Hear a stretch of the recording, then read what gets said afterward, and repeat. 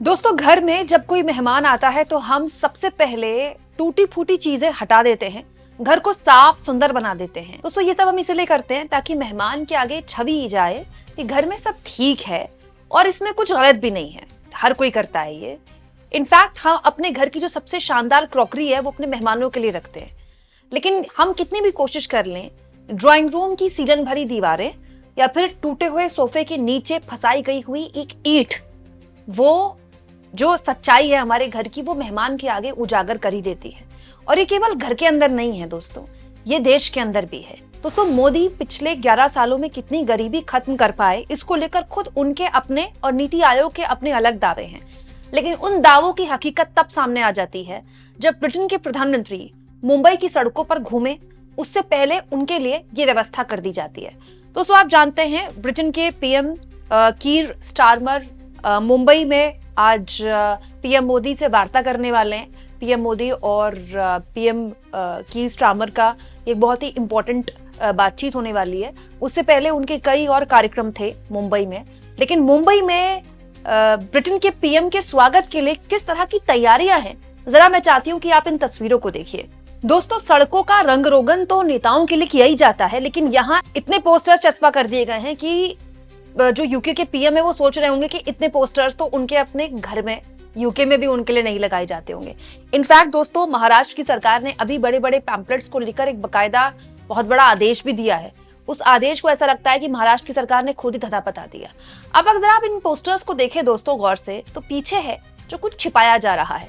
दोस्तों, मुंबई जो है वो इस देश की आर्थिक राजधानी मानी जाती है। इनफैक्ट महाराष्ट्र के लिए ये बात बोली जाती है, और मुंबई तो माया नगरी बोली जाती है। अब माया नगरी जो शब्द है ना, ये अपने आप में बड़ा दिलचस्प है, क्योंकि माया का जो प्रभाव है वो कभी कभी आपकी आंखें चौंधिया भी जाती हैं उससे, और कई बार हकीकत आपसे छुपाई भी जाती है। ये सच है दोस्तों कि इस देश के सबसे रईस लोग मुंबई में रहते हैं, लेकिन ये सच भी है कि इस देश की जो सबसे बड़ा स्लम है, जो सबसे बड़ी झोपड़पट्टी है, धारावी, वो भी मुंबई में ही है। और ये बात केवल मुंबई के लिए नहीं, देश की कोई भी राजधानी आप उठा लीजिए, वहां आपको एक बहुत बड़ा स्लम, एक बहुत बड़े स्तर पर गरीब झोपड़पट्टी में रहते हुए दिखाई देंगे। दोस्तों, ऐसा लगता है कि सड़क के उस ओर जिसको रंगारोगन नहीं करके छुपाया गया, दरअसल उसको इन पोस्टर्स के जरिए ढक दिया गया। और अगर आपको ऐसा लग रहा है कि ये पहली बार है, तो नहीं दोस्तों, आपको याद होगा कुछ साल पहले मोदी जी के परम मित्र ट्रंप जी भारत आए थे। भारत 2020 में जब वो आए थे अपने पिछले कार्यकाल में, तो वो गुजरात गए थे। गुजरात में बकायदा प्रशासन ने हद तब पार कर दी थी जब झोपड़पट्टियों को छुपाने के लिए झुग्गियों के बाहर बड़ी बड़ी दीवार खड़ी कर दी गई थी। पर्दा नहीं, पोस्टर नहीं, दीवार। दोस्तों, ये एक तरीका था सच छुपाने का, विदेशी मेहमानों को ये ना बताने का कि इस देश में एक बहुत बड़ी आबादी है जो 80 करोड़ लोगों की जो मुफ्त राशन पर पलती है। ये जो बड़ी आबादी है, ये देश के किसी भी बड़े शहर के फ्लाईओवर के नीचे आप चले जाइए, किसी भी बड़े शहर के, आपको ये आबादी दिख जाएगी। ये आबादी या तो भीख मांगने को मजबूर है या फिर छोटे मोटे काम करने को मजबूर है। दोस्तों, बहुत बड़ी तादाद तो ऐसी भी है जो कि सरकार की मुफ्त योजनाओं से भी नहीं जुड़ी हुई है, क्योंकि ये खाना बदोशी में जिंदगी बिताती है। दोस्तों, बहुत से लोग इसमें मेरी आलोचना कर सकते हैं कि क्या करें, विदेशी मेहमानों को अपनी गंदी सड़कें, टूटी हुई नालियां दिखाएं। नहीं, मैं क्यों कहूंगी ऐसा? भाई, मैं भी चाहूंगी कि इस देश की सबसे सुंदर तस्वीर विदेशी मेहमानों के सामने रखी जाए। लेकिन दोस्तों, विदेशी मेहमानों को तो हम कुछ दिखाने से या कुछ देखने से छुपा देंगे, लेकिन दुनिया को सब पता है कि भारत के अंदर किस वक्त क्या स्थिति है। दोस्तों, पीएम मोदी अपनी हर चुनावी रैली में इस बात का दम भरे ही भर लें कि उन्होंने चौथी सबसे बड़ी इकोनॉमी बना दिया इस देश को, और विकसित भारत का 2047 का उनका सपना। लेकिन दोस्तों, ये पीएम मोदी भी जानते हैं कि भारत का आकार बड़ा है, यहाँ की मार्केट इतनी बड़ी है कि हम हो सकता है बहुत जल्द तीसरी इकोनॉमी भी बन जाए सबसे बड़ी। लेकिन हमारी जो पर कैपिटा इनकम है, हमारी सबसे कमजोर कड़ी है।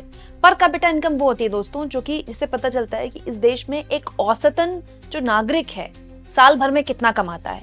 दोस्तों, अनाप शनाप आंकड़ा आपके सामने नहीं रख रही हूँ, इंटरनेशनल मॉनेटरी फंड का आंकड़ा आपके सामने रख रही हूँ। इसके हिसाब से जो भारत की कमाई है, पर कैपिटा इनकम जो भारत की है, वो है 2.88 थाउजेंड, मतलब ये डॉलर्स में है बेसिकली। मतलब आप कह सकते हैं अप्रोक्सीमेटली $3,500 के आसपास।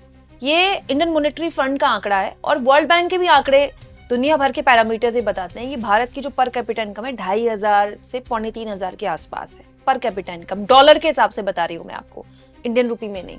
इनफैक्ट दोस्तों 1 जुलाई को यह आंकड़ा भी छपा था और इस आंकड़े ने भारत में जो गरीब और अमीर के बीच की जो असमानता है उसको और हमारे सामने रखा था। और हार्दिक जोशी का ये जो आंकड़ा था इसमें बड़े चौंकाने वाले खुलासे थे दोस्तों कि इस देश में 1% लोग, मात्र 1% लोग इस देश की 40.1% की टोटल वेल्थ पर कब्जा जमाए हुए हैं। मतलब इस देश की 40% जो संसाधन है, जो पैसा है, वो 1% लोगों के पास है। नहीं तो आप खुद सोचिए, मुकेश अंबानी अपने बेटे की शादी का जश्न पूरा 1 महीना मना रहे हैं। और दोस्तों उसी महाराष्ट्र में सबसे बड़ी तादाद में अगर कहीं किसानों की आत्महत्या होती है तो महाराष्ट्र के मराठवाड़ा में होती है। और ऐसा नहीं कि इस सरकार में, पूर्व की सरकारों में भी यही हाल था। दोस्तों इसी रिसर्च में बताया गया था कि जो भारत के सबसे निचले पायदान में 50% लोग आते हैं, उनके पास मात्र 6.4% टोटल वेल्थ है। मात्र मतलब 50% लोग जो हैं वो 6.4% वेल्थ, 6.4% संसाधन आपस में बांट रहे हैं और 1% लोगों के पास 40% से ज्यादा संसाधन है। ये हालत है इस देश में आर्थिक असमानता की। ये इतना बड़ा गैप है दोस्तों कि इतना बड़ा गैप कभी पूर्व में ब्रिटिश काल में भी नहीं रहा। हालांकि ब्रिटिश काल से आज की तुलना करना बहुत गलत होगा क्योंकि वो काल अलग था, ये काल अलग है। बट आप सोचिए कि मतलब संसाधनों की बंदरबांट खुले एक तरफ एक बड़े लेवल पर 1 लोगों के साथ होती है और एक बहुत बड़ा वर्ग है 80 करोड़ लोगों का, जिनको अगर सरकार मुफ्त राशन नहीं देती है तो उनके आगे भूखे मरने की नौबत आ जाती है। दोस्तों इसी साल ब्लूम वेंचर्स स्टडी की रिपोर्ट में भी दावा किया गया था कि हमारे देश में करीब 100 करोड़ जो आबादी है, 100 करोड़ जो जनता है, मतलब आप 90% लगा लीजिए, 125 करोड़ की तो आबादी है हमारे देश में। इनके पास ये ताकत ही नहीं है कि बाजार में जाकर खर्च कर सके। तो ये जो जीएसटी की छूट का बचत उत्सव चल रहा है ना, ये बेसिकली मिडिल क्लास के लिए चल रहा है। वो जिनको मोदी जी सोचते हैं कि 12 लाख में छूट मिल जाए, 12 लाख में इनकम टैक्स में छूट मिल जाए तो उनकी जिंदगी में कोई बहुत बड़ा परिवर्तन हो जाएगा। वो जो ये सोचते हैं कि इस बार दिवाली में नया टीवी खरीद लिया जाए, छोटी गाड़ी पड़ रही है बड़ी गाड़ी ले ली जाए, घर में व्हाइट वॉश करा दिया जाए, इस बार कुछ बहुत बड़ा गिफ्ट बच्चों को दे दिया जाए, चलिए बीवी का फोन खराब हो रहा है इस बार बीवी को आईफोन गिफ्ट कर दिया जाए। ये जो आबादी है इस देश में करीब 50 करोड़ के आसपास है। हालांकि ये भी बहुत बड़ी आबादी है, लेकिन ये जो पूरा मार्केट है ये यही 50 करोड़ लोग चला रहे हैं। क्योंकि यहाँ ये आंकड़ा बताता है कि 100 करोड़ लोगों के पास तो इतना पैसा ही नहीं है कि वो मार्केट में जाकर कंजम्पशन करें। और अगर इस आंकड़े को आप एक तरह से हटा भी दें तो खुद सरकार कहती है ना, और इस नाम पर वोट मांगती है कि 80 करोड़ लोगों को आप मुफ्त राशन देते हैं। दोस्तों मैं कोई नेगेटिविटी फैलाने के लिए नहीं आ रही हूँ, मैं खुद चाहती हूँ कि हमारा देश विकसित हो, बल्कि मोदी जी तो 2047 का सपना देखते हैं, मैं तो चाहती हूँ आज हो जाए। क्यों कोई भी घर, कोई भी गरीब भूखे पेट सोए? भाई इस देश में हर इंसान को अधिकार है कि वो अपने बच्चों को सबसे शानदार शिक्षा दे, सबसे बढ़िया रोजगार दे। लेकिन दोस्तों अगर ऐसा है और सब कुछ बढ़िया सी, सब कुछ चंगा सी, तो फिर मोदी को खुद एनडीए सरकारों को क्यों चुनाव से पहले 10-10 हजार रुपए बांटने पड़ते हैं? इसलिए दोस्तों अगर विदेशी मेहमानों के सामने कुछ ढका जा रहा है, उनको कुछ दिखाने से बचाया जा रहा है, इसमें कुछ हर्ज नहीं है, कुछ गलत नहीं है। बस इस बात का ध्यान रखें मोदी, क्योंकि वो विदेश काफी घूमते हैं।